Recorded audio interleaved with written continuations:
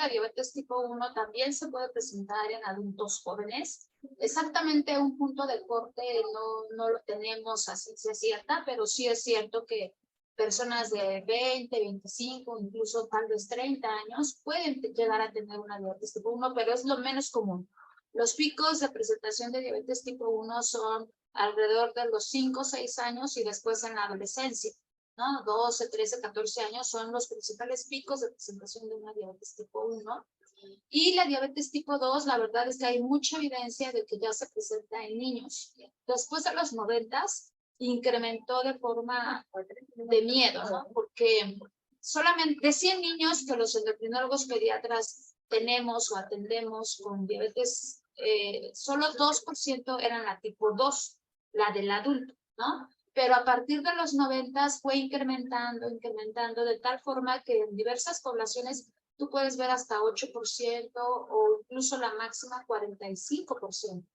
Aquí en México tenemos el dato de que alrededor de todos nuestros niños con diabetes que atendemos los endocrinólogos pediatras, el 25%, la cuarta parte, es tipo 2, ¿no? Y eso sí es lamentable, César, porque a diferencia de la tipo 1, que es autoinmune y que no hay mucho como para poder prevenirla, la tipo 2 sí se puede prevenir, incluso en los adultos. O sea, yo estoy convencida de que tampoco es justo que un adulto la tenga, porque hay muchas cosas que se pueden hacer para prevenirla, pero con mayor razón un niño, ¿no? Imagínate un niño a los 8, 10, 12 años que tenga una diabetes tipo 2, si no se cuida, pues obviamente a los 25, 30 años, pues ya va a tener todas estas complicaciones de problema a nivel microvascular, como a nivel de la retina y del riñón, que pues que obviamente le va a afectar su calidad de vida y su esperanza de vida. Entonces, pues sí, es un porcentaje muy alto, ¿no? Aquí en México, que la cuarta parte de todos nuestros niños sean tipo 2, pues es algo alarmante.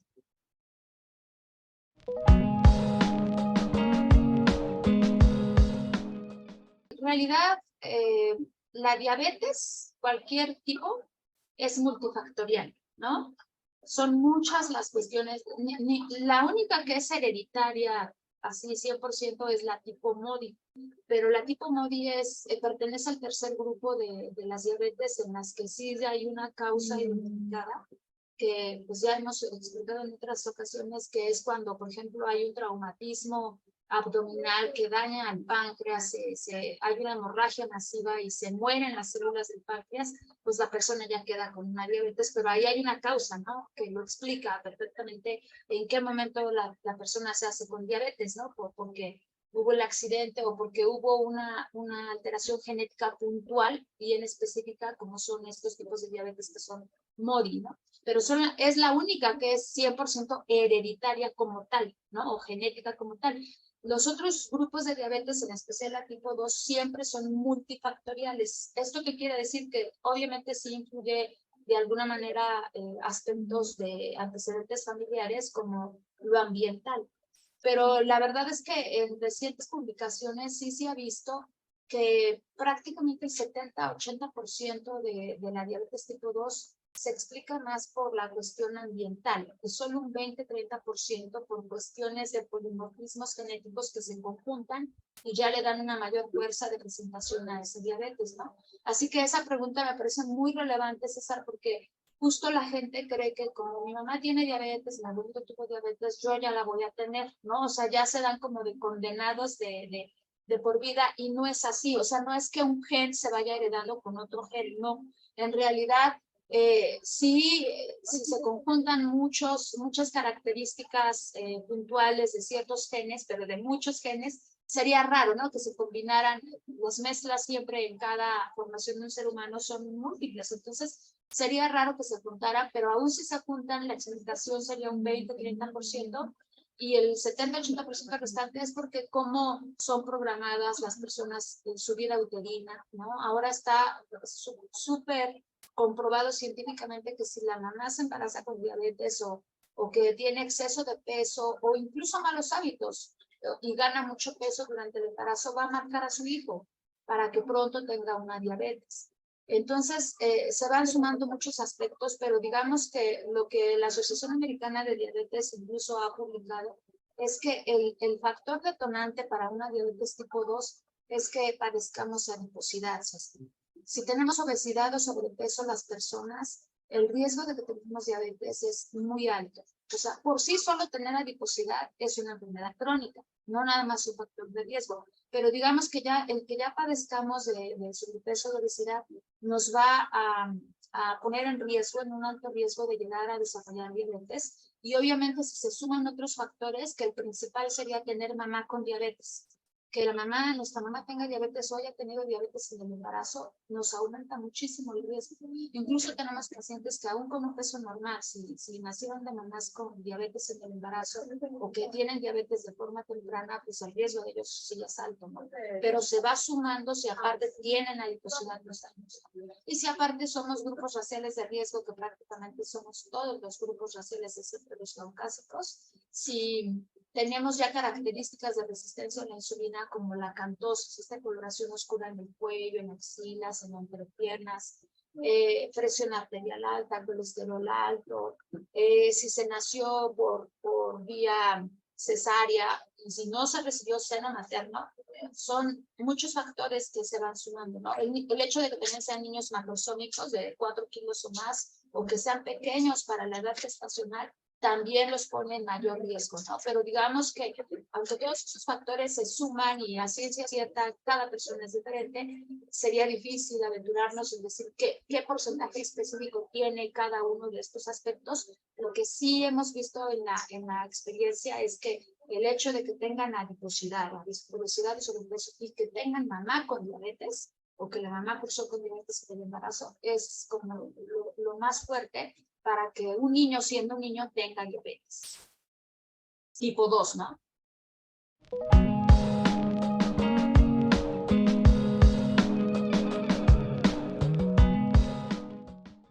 Todavía hay como polémicas y debates, ¿no? Incluso los mismos médicos a veces desconocen los estados prediabéticos. Dicen, no, ya está alterada la glucosa, ya está mala la persona, ¿no? Lo que yo les puedo decir es que con la experiencia en diversos estudios y que aquí mismo en nuestro programa se hemos adquirido, sí podemos decir que hay puntos de corte muy específicos, ¿no? Como el tener 126 en 2 ocasiones diferentes con 8 horas de ayuno. O sea, sí también tener cuidado con las precisiones, porque de pronto hay gente que no tiene el ayuno y se checa y pues obviamente va a salir alto, ¿no? Entonces, sí necesitamos que se presenten con 8 horas de ayuno, que sea en 2 ocasiones distintas, y si tienen 126 o más, pues ya es un criterio inequívoco de que la persona tiene diabetes, ¿no? Pero también es cierto que si la persona siempre se está manteniendo entre 100 y 125.9, pues es una persona que ya está en un riesgo muy alto de llegar a desarrollar, que tal vez solo es cuestión de tiempo o de que pronto aumente su tejido graso para que definitivamente la reserva pancreática se vea más afectada y que entonces tenga el desarrollo franco de la diabetes, ¿no?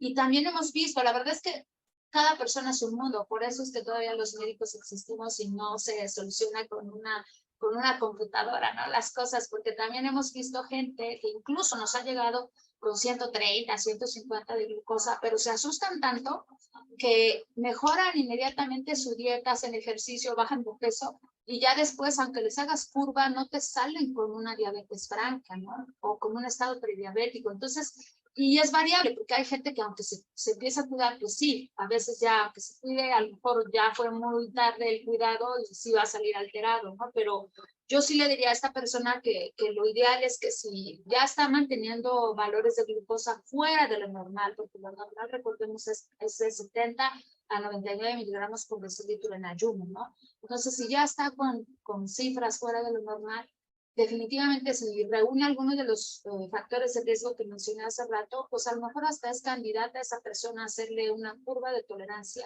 y también la medición de hemoglobina glucosilada, no sé, porque recuerden que la curva de tolerancia oral a la glucosa sigue siendo el método más sensible y específico para diagnosticar diabetes de formas tempranas, ¿no?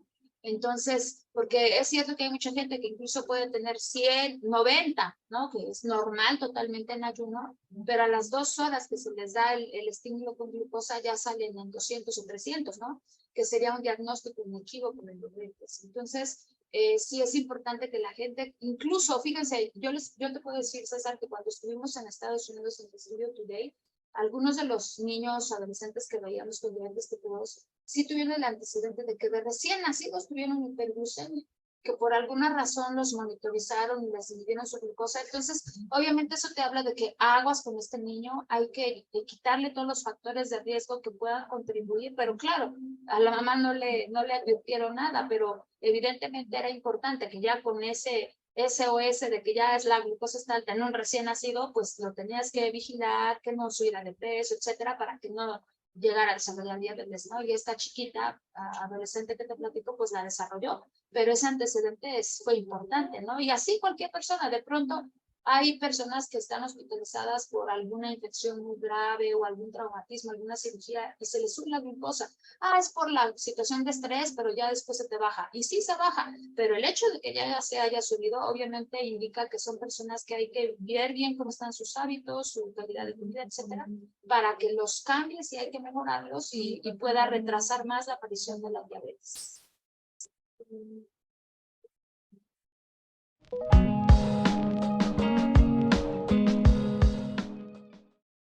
Desgraciadamente, tú sabes que en nuestro país sí hay buenas intenciones, pero muy comúnmente empiezan ciertos programas, no les dan continuidad y es difícil. De hecho, yo dudo que ahorita haya un programa que se enfoque específicamente a evitar diabetes tipo 2, tal vez el mío, tal vez el mío y el de ustedes, pero en niños, ¿no? Porque en general, ¿no? Obviamente sí hay muchos para prevenir diabetes, está Prevenir, está Preveniste, hay muchos programas, pero creo yo que en todos los programas siempre sería lo ideal, como nosotros lo hicimos, de hacer investigación cualitativa para ver lo que piensa la gente, ¿no? Para que los programas sean adecuados al contexto cultural y a las perspectivas que tiene la gente, ¿no? Porque definitivamente el ritmo de vida que tiene nuestra gente, César, aunque sepan que hay programas buenos, no se acercan porque no tienen tiempo. No tienen tiempo y siempre andan a las carreras. Falta también mucho esta motivación de las personas, ¿no? Como viven el día a día, están más apurados por juntar el dinero para llegar a su casa y comer que porque se tengan que preparar, informar y educar, ¿no? Y a veces es más fácil casarse con lo que le dijo la vecina, que le dijo un doctor o que le dijo el amigo del amigo, que realmente ellos buscar la fuente fidedigna para que hagan los cambios, pero basados en evidencia científica sólida, ¿no? Entonces, creo yo que también a veces el personal de salud peca de, pues digamos, de presuntuoso o de soberbio, que no se acerca pues con la humildad, con la sencillez que deberíamos de hacerlo todos para explicarle a la gente, ¿no? O a veces simplemente van con un médico para ver qué les puede decir para evitar. Y la cultura en nuestro país es infinitamente necesaria que se enfoque en la prevención. Y no lo hay, o sea, el médico espera que el paciente llegue súper mal para que haga algo. Si llega que mire que yo tengo esto, ay, no me quita el tiempo, adiós, ¿no? Y la gente así se ha hecho, hasta que está sangrando vas a pedir ayuda. Entonces, sí necesitamos, pues a las personas que nos interesa informar a la gente para que no tenga estas enfermedades crónicas, pues sí deberíamos de unir esfuerzos para dar educación masiva. Nosotros en las tesis de mi doctorado y de mis dos alumnos de maestría siempre hemos llegado a la conclusión de que los equipos interdisciplinarios deberíamos de ir a los lugares de trabajo y a las escuelas, porque la gente no va contigo, tristemente no va contigo hasta que está ya muy mal. Entonces, lo ideal sí serían estos equipos interdisciplinarios de médico, nutriólogo, psicólogo, para que vayan a las escuelas. Ahorita nosotros lo estamos haciendo con el apoyo de la Fundación Gonzalo Villarronte, estamos yendo a 2 escuelas, porque es ahí donde tú tienes que detectar qué factores de riesgo en su estilo de vida tienen las personas para que los orientes, los informes, ¿no? O que al menos sepan que ya tienen adiposidad, porque ni siquiera se ve, ¿eh? O sea, realmente ya no se ve. Nosotros mismos a veces decimos, vemos un niñito y decimos, no, yo creo que peso normal y no, ¿no? O sea, ya está en sobrepeso, ya está en obesidad. Entonces, sí es complicado, César, tú lo sabes mejor que yo, por experiencia, que a veces, aunque los cursos sean gratuitos, las pláticas, la gente no va. O sea, dices, ¿cómo? no, aquí falta gente, ¿no? Pero es que sí, es difícil que vayan porque hasta que no les duele, se atienden. O esta cuestión de la falta de tiempo, imposible. Entonces, yo creo que sí sería bueno hacer estos diagnósticos de equipos interdisciplinarios en los lugares de trabajo, que hubiera esta apertura de parte de autoridades de escuela y de personas de empresas para que uno fuera y los fuera identificando, ¿no? Los factores de riesgo perinatales, familiares, los de hábitos, eso sería lo ideal. Pero yo sé que es complicado.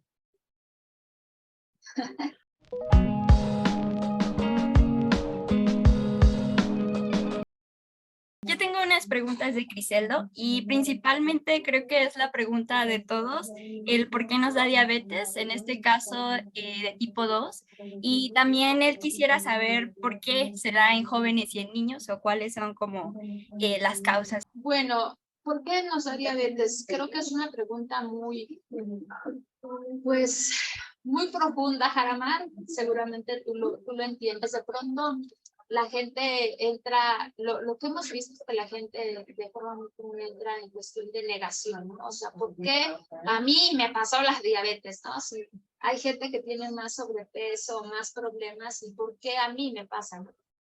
La verdad es que es lo que les comentaba hace un rato, ¿no? Es una serie de factores que se juntan. Hay gente que hasta se ríe de las personas que dicen, ay, es que a partir de un susto me dio, ¿no? Y sí sabemos que el susto no va a ser la causa de, pero sí es el detonante, ¿no? A lo mejor son personas que tienen muy malos hábitos, duermen mal, comen muy mal, desarrollan adiposidad y que aparte llegan a tener algún traumatismo muy severo que les causó gran angustia o una situación de duelo, ¿no? Pérdida de algún ser querido, etcétera.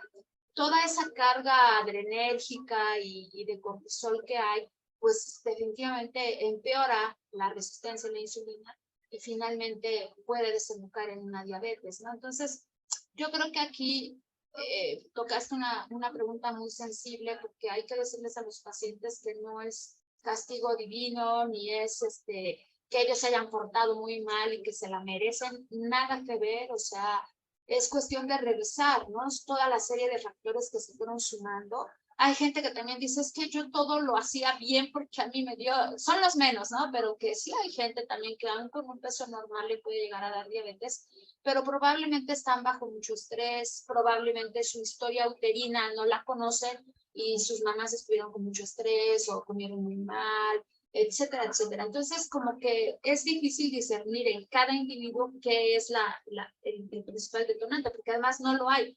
Es la suma de muchas cosas a lo largo del tiempo, ¿no? Entonces, yo sí invito a esas personas que se lo preguntan, ¿por qué a mí me dio diabetes? No se me angustien, no se preocupen, es como cualquier otra persona puede tener otra enfermedad, o sea, realmente no podemos para nada nunca que nadie se sienta culpable de que la tenga. Sí, eso es importante, porque tristemente a veces hasta hay personal de salud que les dice, no, pues usted tuvo la culpa, ¿para qué comió tan mal? No, la verdad es que hay mucha gente que come muy mal en México y en el mundo y no la tiene, ¿no? Entonces, ya es como varias cuestiones que se van sumando y que tal vez se tendría que hacer un análisis muy profundo para ver los factores, pero definitivamente que no se sienta nadie culpable, porque normalmente es la suma de muchísimas cosas las que nos lleva a una diabetes tipo 2, ¿no? Y el hecho de que ahora niños se presente, Jaraná, fíjate que es una pregunta también muy interesante porque desde los 90 les decía que hemos visto enfermedades crónicas en niños y eso a los pediatras nos preocupa mucho porque de ninguna manera es justo que un niño no pueda disfrutar su niñez por tener enfermedades crónicas, ¿no? A veces los adultos siempre se consuelan diciendo, yo ya estoy más para allá que para acá, pues ya ni modo, ¿no? Se medio consuelan con esa idea, pero la verdad es que ni ellos es justo que la tengan, pero un niñito de 8, 10, 12 años menos, ¿no? Porque, pues obviamente si no se cuida bien, pues va a tener varias complicaciones. ¿Por qué ha aumentado ahora en los niños? Aquí en perinatología tenemos la teoría de que es por la programación metabólica. Las mujeres normalmente subían de peso después del primer hijo. Y aquí sabemos, tenemos el dato tanto por Ensanud como en nuestro instituto, de que ahora la mitad de las mujeres primigestas ya llegan con exceso de peso. Entonces, obviamente ese exceso de peso, el hecho de tener exceso de peso, ¿por qué se considera que es una enfermedad crónica? Porque siempre es exceso de grasa y el exceso de grasa causa una inflamación generalizada en todos los órganos. Entonces, los niños que se están formando en el útero de esa mamá están siendo sometidos a esta especie de inflamación, la célula beta, de alguna manera se encienden mecanismos que hacen que no trabaje del todo bien. Y por eso es que si aparte nace el niño muy grandote o muy chiquito y no le dan seno materno y empieza a comer puras golosinas desde sus primeros años de vida, pues obviamente todo se va sumando y por eso es que tempranamente va a desarrollar una diabetes. Entonces, la programación metabólica yo creo que es un factor muy importante en que ahora siendo niños presenten una diabetes. Otra pregunta muy importante de Gerardo. ¿Cuáles son las 3 recomendaciones principales para la prevención de la diabetes en niños y adolescentes? Y también dentro de esta misma quisiera unir que cuándo y con qué frecuencia crees conveniente medir el nivel de glucosa en niños y adolescentes, de glucosa en sangre. La verdad es que el principal detonante o la principal característica para que se desarrolle una diabetes es tener obesidad o sobrepeso. Entonces, lo primero que es importante que hagan las mamás con sus hijos, los papás con sus hijos, es que cuando lo lleven al pediatra pidan la explicación de cuál es el estado nutricio de sus hijos. Porque nosotros incluso hemos publicado aquí en Neonatología que solo el 30% de las mamás reconoce el peso real de sus hijos. Hay un 70% de mamás que no están detectando cuando los hijos tienen sobrepeso. Es muy común que al niño, de hecho, con normopeso lo vean un flaco desnutrido y eso es malo porque obviamente le van a dar de comer mucho y lo van a llevar al sobrepeso o incluso a la obesidad. Y el niño que tiene sobrepeso, pues lo ven como el normal fuerte, no le dan, no le hacen nada y pues van a llegar a la obesidad, ¿no? Entonces, el principal detonante es eso, que permitamos que nuestros niños tengan obesidad y sobrepeso. También culturalmente otra barrera es que la gente cree que si es niño no importa hasta ser niño y que ya cuando crezca se le va a quitar. Y sí se ha demostrado en los estudios de Framingham, cuando siguieron adultos desde su niñez, que aun cuando de adultos ya tuvieran un índice de masa corporal, por la historia que tuvieron en su niñez de haber tenido adiposidad, se quedan marcados, por así decirlo, y también van a tener un riesgo alto de tener diabetes, hipertensión, etcétera, ¿no? Tal vez menos que la persona que toda la vida continúa con la adiposidad y la va aumentando, pero también van a tener riesgo. Entonces, definitivamente, por eso nosotros en nuestro programa que tenemos en neonatología nos hemos enfocado en tratar y prevenir la adiposidad desde la niñez, ¿no? Porque incluso aquí también tenemos estudios de embarazadas que aun cuando se les da cambios en su estilo de vida y los mejoran, porque a veces la embarazadita está más sensible, ¿no? Porque, o sea, no es que están dos en juego su vida, ¿no? Ella y el bebé. Entonces, a veces sí se aplican más, pero aún así aplicándose, si ya llegaron con un exceso de peso, el riesgo de marcar a sus hijos es alto o de que ellas tengan complicaciones. Entonces, la conclusión a la que llegamos es que, aunque todos somos importantes para prevenir y tratar una adiposidad y diabetes, definitivamente los niños es como lo más elemental, porque si de niños aprenden a hacer bien las cosas, cuando ya sean adultos van a llegar en las mejores condiciones de salud y esto no se va a seguir perpetuando. Sí, nosotros sabemos que el hecho de que una mujer se embarace con adiposidad se afectan 3 generaciones.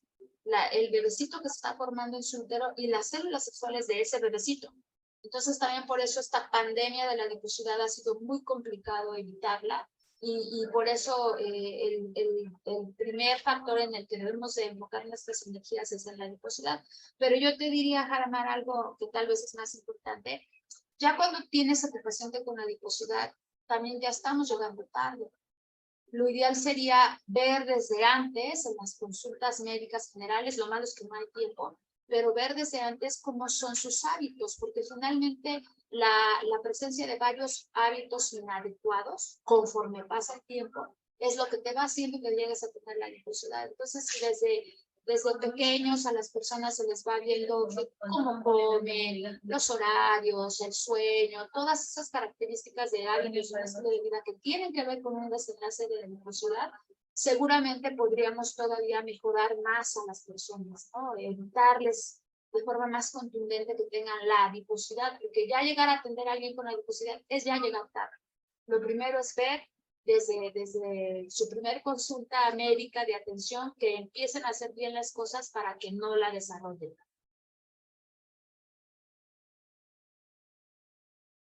No sé si contesté las dos preguntas o hay algo que me faltó. Preguntaba que cuándo y con qué frecuencia, o si recomendarías que se checara la glucosa en sangre en niños y adolescentes, y cuándo y con qué frecuencia. Sí hay criterios muy puntuales. Si el niño tiene adiposidad, ya sea obesidad o sobrepeso, pero con mayor razón obesidad, porque es un grado más severo, ¿no? de tener tejido graso.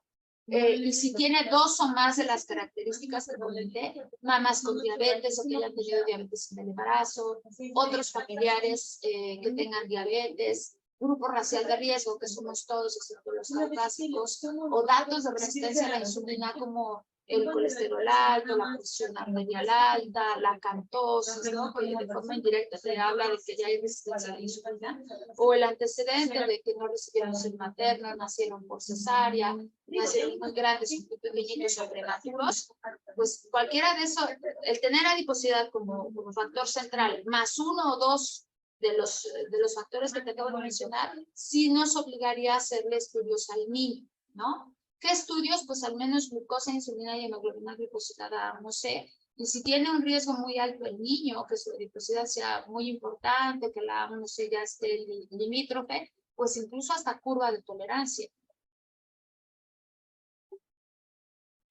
Yo tengo una muy personal y es que, por ejemplo, en diabetes, yo soy diabética tipo 1 y quisiera saber qué hacer en el caso cuando los postprandiales no se controlan, a pesar de tener como buena alimentación y hacer ejercicio, pero los postprandiales no se controlan. A tu pregunta, Jaramar, en realidad cuando los postprandiales están altos, quiere decir que tu dosis de insulina ultra rápida la tienes que subir probablemente, ¿no? Porque me imagino que tú tienes un régimen de insulina basal y 3 dosis de insulina ultra rápida, ¿no? Entonces, normalmente cuando sí controlas la prealimentos o la del despertar, quiere decir que tu insulina basal está haciendo lo cometido, ¿no? Pero cuando justo estás alta después de tus alimentos, lo más seguro es que hay que subir la insulina ultra rápida o, mejor aún, checar qué tan bien estás combinando tus alimentos, porque yo tengo muchos pacientes que tan solo por combinar verduras en desayuno, comida y cena, incluso no necesitan altas dosis de insulina ultra rápida.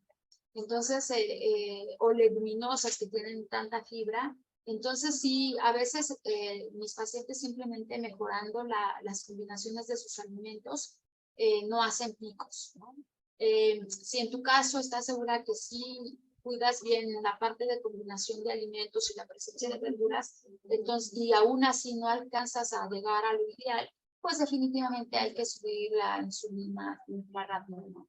También hay casos de personas que a veces hacen hipoglucemias antes y a veces aunque no alcancen no alcanzan a recuperarse a pesar de, y por eso hacen como un rebote, ¿no? Entonces también habría que ver que no haya hipoglucemias por ahí ocultas que te pudieran explicar esta elevación importante de la glucosa, ¿no? Pero pues yo creo que en tu caso tal vez, digo sin conocerte, pero tal vez sí sería nada más ajustar la insulina ultra rápido.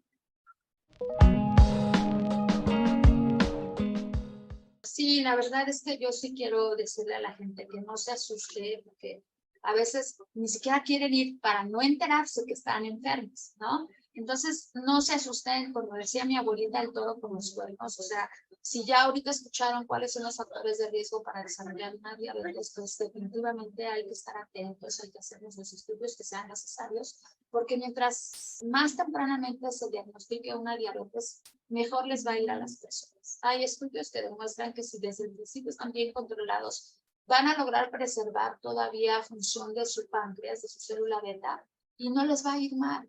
Entonces, recordemos que cuando estamos con niveles muy altos de glucosa y de colesterol, de lípidos, se vuelve un círculo vicioso porque esa misma exceso de glucosa y de lípidos sigue dañando más el páncreas, el hígado, y entonces se vuelve un círculo vicioso. Por eso, para mí es muy importante que la gente sepa cuáles son los factores de riesgo para que se atiendan.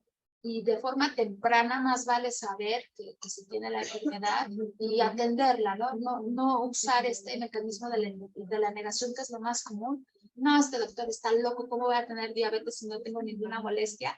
Y resulta que sí tenías la diabetes. Entonces, ser abiertos, buscar la información de los lugares que sea confiable y poner atención en lo que debemos de hacer. Yo sé que tenemos en contra la falta de tiempo, la falta de dinero, pero sí se puede hacer. Si nuestras familias en el programa CP lo han logrado, no veo por qué otras personas no lo podrían lograr, ¿no? Entonces, estamos a la orden, César, también para la gente que los siga a ustedes, y si tienen niños con adiposidad o con diabetes o estos factores de riesgo que mencionamos, con mucho gusto nos pueden contactar para que nosotros les demos el programa que tenemos aquí, que es a nivel familiar. Por eso es que también ha tenido buenos resultados. Metemos a la báscula al papá, a la mamá y al hijo. Nada de que nada más es mi hijo, no, toda la familia, porque si todos estamos en el mismo canal va a ser más fácil. Toda la sociedad lo hace mal, entonces que al menos tu familia lo haga bien, pues ya es un avance, ¿no? Así que muchas gracias, César, por este espacio, y con mucho gusto seguimos cooperando en otras preguntas que tenga la gente.